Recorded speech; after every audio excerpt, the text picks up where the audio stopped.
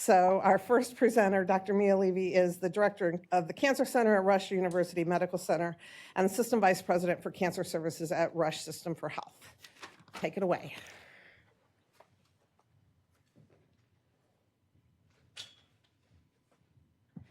Well, good afternoon, everyone. I think that we will find that the presentations that have led up to this afternoon session have really put us all in the right frame of mind to be thinking about potential solutions. I think we heard a lot about how care teams can be reconceptualized. We've heard about burnout, and we've heard about some of the concerns that we have. We've also heard about new models of care in our last panel. And I think that some of these technologies we're going to talk about this afternoon will really begin to help put some of those solutions in place.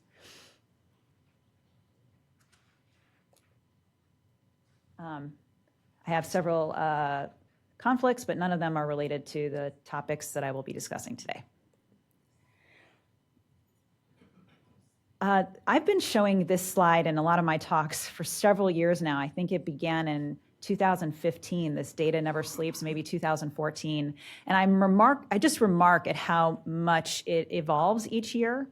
To think about the amount of information and data that is being generated at every minute of every day in our lives.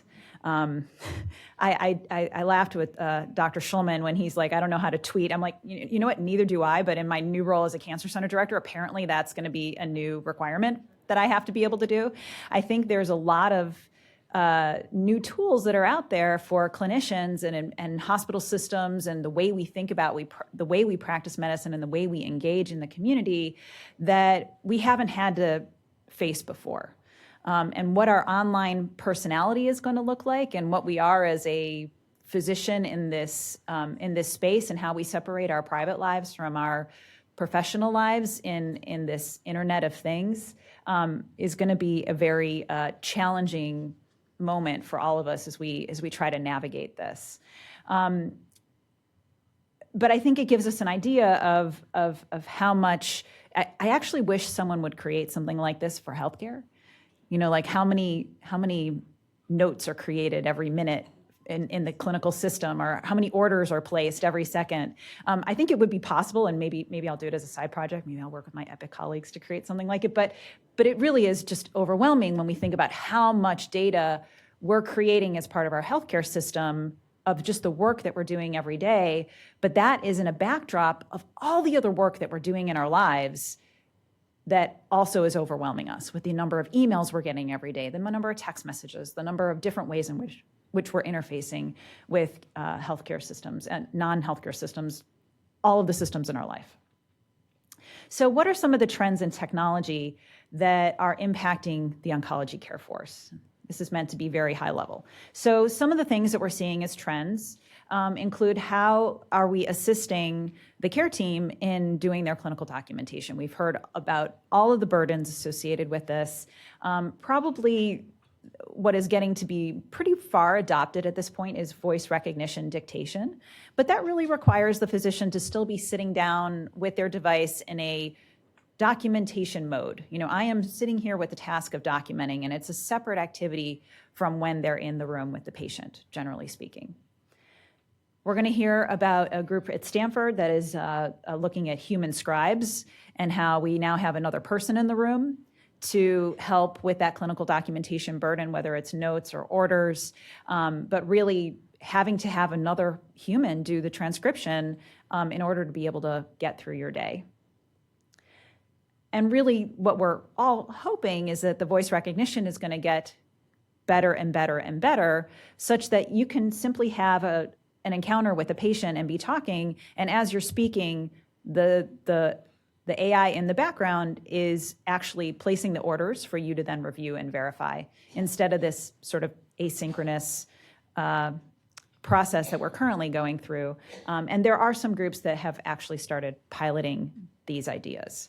So even though it seems very far into the future, it's actually coming soon. We don't know how good it'll be, but we'll find out. Another trend that we're seeing is a little bit of a maturation of health information exchange. I laughed a bit when one of our previous speakers talked about care everywhere, and they're like, I just wanted the care here. I mean, I thought it was very intelligent, but at the same time, we are getting access to data in other healthcare systems that before we used to have to call, get a fax, get it, there was a delay in the information. We do have to figure out better ways of interfacing it and integrating it into our workflows so that it's not so a separate task from what we're doing. But we are actually getting a huge amount of data from other places that we weren't getting even a few years ago. I would even add we're getting data from other EMR sort of systems. We're getting data back from pharmacy dispensing systems that are at a national scale to be able to tell us if our patients are filling their prescriptions. Whenever I have a patient who gets a controlled substance, I'm getting a notification that they've filled a prescription for a controlled substance, and I should go to this site to review it and make sure that it's consistent with the care they should be receiving. So this information is not just coming from data generated inside your traditional healthcare delivery systems and those silos. It's starting to get generated outside of those systems as well, and they're starting to flow into our electronic health record. The blue button for patients to be able to download their data is also coming into maturity. The Apple toolkits are also maturing so that patients can now have a version of their data on their own device. So health information exchange, as much as we're saying it needs to improve, and it certainly has a long way to go, is actually starting to happen. One of the things that we've noticed a significant amount of change in is how we communicate with one another. We were marveling over how we used to call one another and actually have conversations on the phone. But, Bob and I were talking about the fact that we didn't call our grandparents back then because it was a long distance call and it was $1.25 a minute. Now we can, pick up the phone and it's easy to do that. But actually people have stopped talking on the phone with one another, and now we're texting all the time or we're emailing, and we have this sort of asynchronous or semi-synchronous forms of communication, and our patients want to be able to do that with us. And we've all sort of resisted it for a long time because of this. We couldn't figure out the right way in which to actually be able to text with our patients because it wasn't exactly HIPAA compliant or secure. So we created these portals, right, where our patients can come in and they can do sort of secure email communications with us that's tethered to the electronic health record. But what we're really seeing is, I'd rather just text message with you. I'd really love to be able to just do, FaceTime. And these technologies are starting to become pervasive. We don't know exactly how we're going to get reimbursed for those activities, but the technologies are coming, and it's actually a really exciting time to think about how we can engage with patients other than our traditional, they come to the clinic, we speak to them, or we pick up the phone. Several of our speakers are going to be talking about different types of remote monitoring. So we were talking about, data that's generated about patients in the EMR, data that's generated about patients outside of the electronic health record, such as the pharmacy system. Well, now we have a significant amount of data that's starting to be generated by the patients themselves or the devices that they're wearing on their bodies, or the smart, intelligent Internet of Things that they have in their homes. The challenge with all of this, as was alluded to as well, is that it's great to be able to share this information, but how do we filter out the signals that are going to tell us we need to pay attention to one of those pieces of data that's coming in? And I think we're going to hear some really great examples of how that's being done. So some of this is bots, where literally it's an autonomous agent that the patient is interfacing with. Others are rule-based approaches, where if the patient's symptom reaches some threshold, then it triggers a human intervention process. But more and more data is being generated outside of the electronic health record that is coming in for the care team to cope with. There's also several tools and services that are completely independent of the traditional healthcare delivery system that patients and family members can now begin to access. So this is a great example of being able to do meal coordination for friends, so that when you get cancer and you have a small family of children, you have young children, and you want to make sure that there's still food on the table that your friends can say, you know, I really want to do something for you. Let's coordinate. And she's going to bring lasagna on Monday, and she's going to bring, you know, fried chicken on Wednesday, and hopefully we're all making healthy choices. So, but at the end of the day, it's a way for the community to engage, to be part of that team that they want to do something for you. And this is, you know, some tools that help them do that. GoFundMe has been an amazing revolution in all of this as well.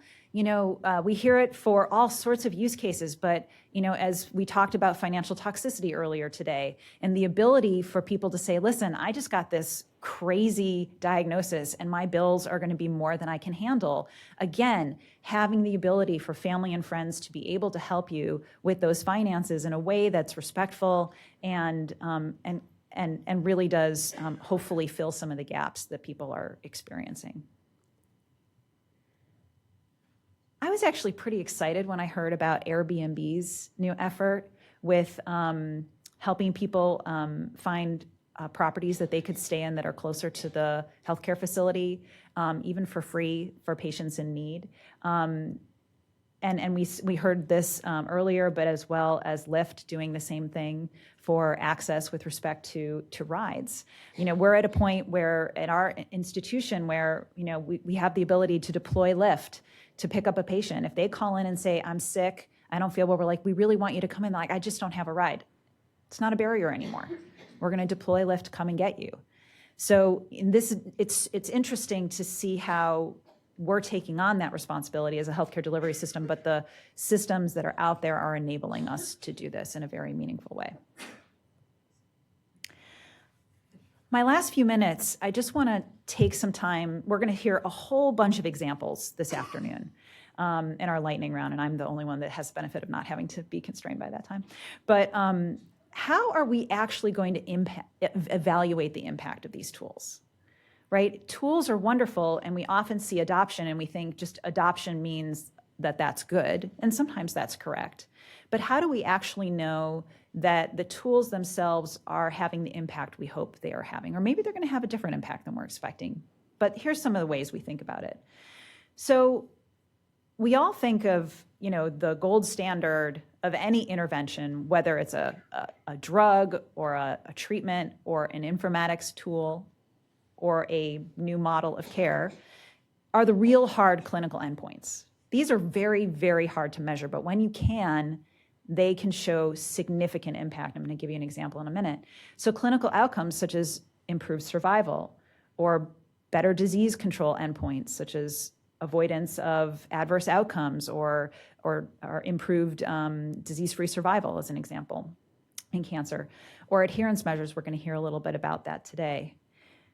I wanted to share with you one example that's gotten quite a lot of press in the recent weeks of a group out of France that created a web-based symptom monitoring tool to look for recurrence in lung cancer patients. They randomized, and this is a good study design because they randomized the intervention to one group to receive the home-based web-based symptoms, sort of patient-reported outcomes type of intervention. And the other group, they had 60 patients in each group. It was small. But even with 60 patients only in each group, they showed that the patients who had the web-based communication had an improved survival of 7 months over the patients who did not get this intervention. So much that in their interim analysis, their IRB required them to do a crossover. And they had to actually give the intervention to the control group. So this is the outcomes even when they gave the intervention to the control group, because maybe it was a little delayed at that point. But most drugs don't have outcomes as good as this, let alone an informatics intervention looking at patient-reported outcomes from a home-based monitoring tool. So if you can achieve this, that would probably be the gold standard of what you would hope to do, is actual rigorous evaluation and showing survival impact. But there's other impacts that we should look at, and specifically, we've been talking a lot about burnout, not just burnout on the part of the providers, but also the patient and their family, and the burden of work that they get when they have to become patients with a chronic illness like cancer. So there's several measures of work and team interaction that we can start to look at to start to quantify the amount of work it takes to do a particular intervention compared to another. So there's the volume of the task, there's how much time you spend doing it, how does it interrupt you in your doing other tasks throughout the day, how much are you doing this one task and now you're shifting from doing something else that you would have been doing otherwise. And then there's some interesting work around social network analysis, which I'll show you in a minute. So this is one of my students, Brian Seitz. He's been studying team-based collaborations in various different ways of looking at the electronic health record. And one of the things that he's been working on is looking at how we do these clinical communications within the electronic health record, and found that for breast cancer patients, in the first 2 years of their diagnosis, if you have stage 1 through 3, about 88 message threads are generated per patient. And that's like I send an email and then someone responds and then someone else responds and it closes it. And usually those message threads are about 3 long. But there are 106 different providers involved, or staff and providers involved in those 88 message threads. So the care team for just the breast cancer patients at our institution was massive. Looked another way, we looked at all of the breast cancer patients over the course of several years and found that there were over 5,600 employees who communicated about those approximately 1,100 patients. So when we talk about teams of teams, this core team right here are what we would consider the breast cancer specialists, the medical oncologist, the surgical oncologist, the radiation oncologist, and the plastic surgeons. That's about 30 providers. Each of them is represented by a little red circle, and the volume of communications that they have is the size of their circle. And then the purple ones and the green ones, the purple ones are the nursing staff. There's about 30 of those. And the green ones are the administrative staff. So 30 providers, 60 additional staff. And the lines between them are there when they communicate with one another. And the thickness of the line is how often they're communicating with one another. So we see some really close connections within the medical oncology group and within their surgical oncology group. And then, of course, we're communicating with one another, on average about 4 communications between providers about each patient when we are connected.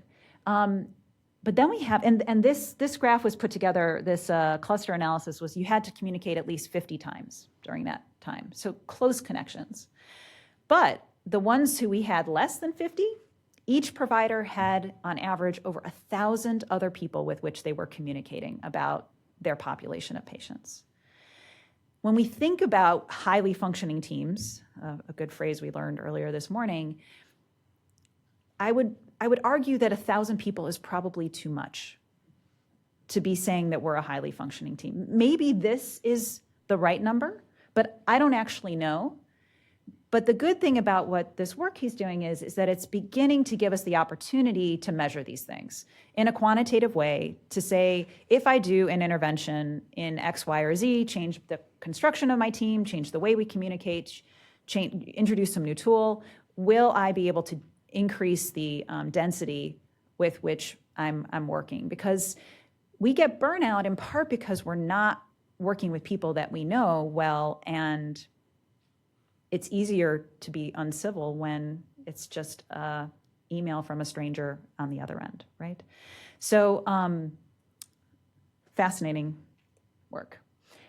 We also have to think about the patient work measures. So it's possible to measure these things from the electronic health record, the number of clinical encounters the patient has had, the unique number of days they've had to be in the medical system, how much wait time they're spending, what are their commuting times and costs, missed days of employment. There's ways in which we can quantify these things directly from the electronic health record. Another one of my students, Alex Chang, looked at, again, women with early stage breast cancer and their treatment workload and how that varied by stage. And so looking at stage 1 breast cancer patients over the first 18 months of their treatment, they were in the clinic 19 hours.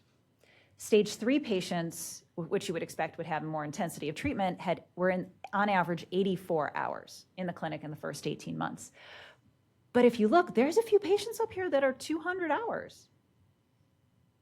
So the outliers also tell us a great deal about how we're utilizing resources for patients and how we could potentially decrease their burden through the technologies that we've been talking about today. Perhaps do a better job coordinating their care through navigation, making sure that they don't have to come as many times, et cetera, et cetera. And then this was looking at how that time in clinic changed over time. So over the course of the 18 months, by the time you got to 18 months, it was only about 2 hours per month that you were in the clinic. But at the beginning, there was this massive uptick. We also looked at commuting time for our patients. Stage 1 patients commuted an average of 26 hours over that 18 months and are 62 hours for our stage 3 patients. That's a huge burden in and of itself. He was able to model some of the costs associated with that for patients based on their mileage and the number, how much money it would cost them. Looking at our patients, which, if you lived within 20 miles of our institution, you're spending anywhere between $600 and $1,000 just on commuting time and money, wear and tear on your car and gas. And if you live further away, that could go up to $1,600. So these are some of the costs we don't think about, but we can start to model them in real ways and think about the impact on our patients. The last few moments, I just want to mention that we do have some implementation challenges with all of this. When we think about tools, and I've presented this image before at this forum, we do have different ways of thinking about it. We can either build tools directly inside our electronic health record, like your lovely Tesla, where everything is integrated and flowing perfectly, or we can start to build these tools outside of the electronic health record, and we can tether them in, the sort of bring-in model, where you can swap them out for whichever kind of tool you want. It has its own challenges associated with it. The challenge is that we're going to have a ton of tools that are going to come up, and the 7 examples that we're going to see today are just some of those tools.